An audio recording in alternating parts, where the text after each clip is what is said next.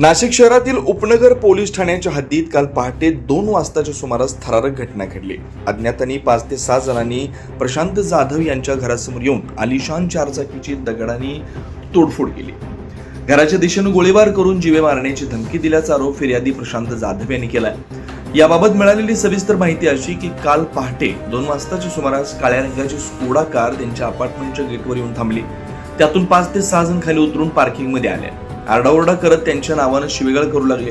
जाधव यांनी खिडकीतून पाहिलं असता यापूर्वी त्यांच्या कार्यालयात घुसून तोडफोड आणि धमकी दिल्याचा आरोप असलेले संशयित भूषण गोसावी, दानिश शेख, स्वप्नील मोरे व इतर साथीदार असल्याचं त्यांनी ओळखल्याचा दावा केला।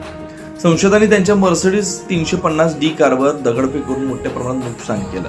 तक्रारीनुसार भूषण गोसावी यांना फिर्यादींना बाहेर येण्याचं आवाहन देत कमरेतील गावठी पिस्तूल काढून त्यांच्या दिशेने गोळी झाडली, मात्र ती गोळी जाधव यांना न लागता कारच्या बोनेटवर आदळली। घटनेनंतर आरोपींनी परिसरात दहशत निर्माण करत जो प्रशांत जाधवला साथ देईल त्याला जिवंत सोडणार नाही अशी धमकी दिल्याचा आरोपी तक्रारीत करण्यात आला। त्यानंतर सर्व आरोपी काळ्या रंगाच्या स्कोडा कारमधून अनुराधा टॉकीजच्या दिशेने पळून गेल्याचं सीसीटीव्ही मध्ये दिसल्याचं सांगण्यात आलंय।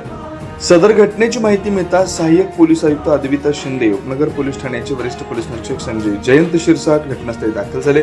तक्रारीवरून उपनगर पोलीस ठाण्यात संशयितांविरोधात गुन्हा दाखल करण्यात आला। सीसीटीव्ही फुटेज आणि इतर पुराव्यांच्या आधारे संशयितांचा शोध सुरू असल्याची माहिती पोलिसांनी दिली आहे। 9 न्यूज महाराष्ट्रासाठी प्रतिनिधी प्रवीण कुलथे, नाशिक रोड।